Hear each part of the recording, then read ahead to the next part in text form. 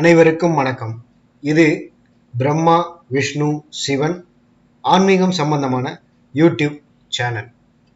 வனவாசம் முடிந்து திரும்பிய பின்னும் துரியோதனன் தலைமையிலான கௌரவர்கள் பாண்டவர்களாகிய தங்களுக்கு கொடுக்க வேண்டிய ராஜ்ய பங்கை கொடுக்காமல் போருக்கு அழைப்பு விடுத்ததால் பாண்டவர்களும் கௌரவர்களும் போருக்கு தயாராகி கொண்டிருந்த சமயம் ஒவ்வொரு ராஜ்யமாக சென்று ஆதரவை திரட்டி கொண்டிருந்தனர். அப்போது கிருஷ்ணர் யாருடன் சேரப்போகிறார் என்பது பெரிய கேள்விக்குறியாக இருந்தது. கிருஷ்ணரும் பெரிய அரசர், துவாரகாவை ஆட்சி செய்து வருகிறார். அவரிடம் 21,000 யானைகள் கொண்ட படையும் 65,000 குதிரைகள் கொண்ட படையும் 1,00,000 போர் வீரர்கள் என்று ஒரு பெரிய படையே அவரிடம் இருந்தது. இதனால் கிருஷ்ணரை தங்களுக்கு ஆதரவாக வைத்துக் கொள்வதற்காக துரியோதனனும் அர்ஜுனனும் கிருஷ்ணரை காண சென்றிருந்தார்கள். துரியோதனன் முதலிலே கிருஷ்ணரை காண செல்கிறான். அங்கே கிருஷ்ணர் படுத்து உறங்கிக் கொண்டிருக்கிறார். இதை கண்ட துரியோதனன் கிருஷ்ணரை எழுப்பாமல் அவருடைய தலைக்கு அருகிலேயே சென்று அமர்ந்து விடுகிறான். அடுத்ததாக வந்த அர்ஜுனன் கிருஷ்ணர் மீது கொண்ட பக்தியின் காரணமாக அவரது கால் மாட்டின் அருகில் அமர்கிறான். கிருஷ்ணருக்கு தூக்கம் கலைந்ததும் இயல்பாக நேரே காலுக்கு அருகில் உள்ள அர்ஜுனன் மீது பார்வை போகிறது. வா அர்ஜுனா என்று வரவேற்கிறார். பிறகுதான் துரியோதனனை பார்க்கிறார். 2 பேருமே போருக்கான கிருஷ்ணரின் ஆதரவை கேட்கிறார்கள். இப்போது கிருஷ்ணர் சொல்கிறார், தான் ஒரு பக்கமும் தன்னுடைய படைகள் ஒரு பக்கமும் இருப்போம், ஆனால் நான் போரிட மாட்டேன். இப்போது இந்த 2இல் எது உங்களுக்கு வேண்டும் என்று கேட்கிறார். அர்ஜுனன் கிருஷ்ணரின் படைகளை கேட்டு விடுவானோ என்று நினைத்து துரியோதனன் கிருஷ்ணரிடம், கிருஷ்ணா, முதலில் நான் தான் வந்தேன், அதனால் நான் தான் முதலில் கேட்பேன் என்று சொல்கிறான்.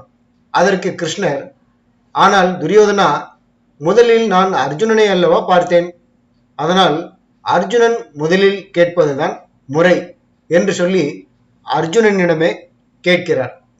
துரியோதனனுக்கு பதட்டமாகிறது. அப்போது அர்ஜுனனோ, கிருஷ்ணா, எனக்கு தங்களுடைய படையெல்லாம் வேண்டாம், நீங்கள் எங்களுடன் இருந்தால் போதும் என்று கேட்கிறான். துரியோதனன் மனதிற்குள், என்ன இந்த அர்ஜுனன் இவ்வளவு பெரிய முட்டாளாக இருக்கிறானே, சண்டை போடாத கிருஷ்ணரை வைத்துக்கொண்டு என்ன செய்ய போகிறான் என்று நினைத்து கொண்டு, எது எப்படியோ நாம் நினைத்து வந்தது நமக்கு கிடைத்து விட்டது என்று கிருஷ்ணரின் படைகளை துரியோதனன் கேட்டு வாங்கி கொண்டு மகிழ்ச்சியாக சென்று விடுகிறான். அவனுக்கு தெரியுமா, கிருஷ்ணர் இல்லாத படை என்பது உயிர் இல்லாத ஜடத்தை போன்றது என்று. கழுதைக்கு தெரியுமா கற்பூர வாசனை. இந்த சமயத்தில் கிருஷ்ணர் அர்ஜுனனின் பக்தியையும் நமக்கு புரிய வைக்கிறார். அர்ஜுனன் கிருஷ்ணனுக்கு நண்பன் மட்டுமல்ல, பகவான் ஸ்ரீ கிருஷ்ணரின் தீவிர பக்தனும் கூட. முட்டாள் துரியோதனனின் இந்த ஒரு தவறான முடிவு மொத்த மகாபாரதத்தின் முடிவையும் மாற்றி அமைத்து விடுகிறது. ஏனெனில் துரியோதனன் தேர்ந்தெடுத்தது கிருஷ்ணனின் பொருளை, அர்ஜுனன் தேர்ந்தெடுத்ததோ பகவான் கிருஷ்ணரின் அருளை. பகவான் ஸ்ரீ கிருஷ்ணரின் மகிமை தெரியாததால் துரியோதனன் செய்த தவறு இது. கிருஷ்ணர் எவர் பக்கமோ வெற்றியும் அவர் பக்கமே என்ற உண்மை பாண்டவர்களுக்கு தெரிந்ததால் மகாபாரத போரில் பாண்டவர்களின் வெற்றி சாத்தியமாயிற்று. அதனால் பகவானின் அருளை வேண்டுங்கள், பொருள் தானே வரும் பின்னால்.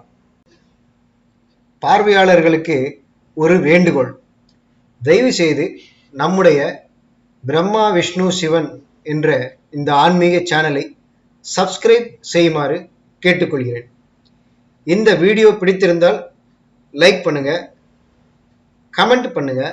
நீங்க எந்த நாட்டிலிருந்து இந்த வீடியோவை பார்க்குறீங்க, வீடியோ எப்படி இருக்கு அப்படிங்கிறத பற்றி உங்களுடைய கமெண்ட் கருத்து மிகவும் வரவேற்கப்படுகிறது. எல்லாருக்கும் ஷேர் பண்ணுங்க. நன்றி.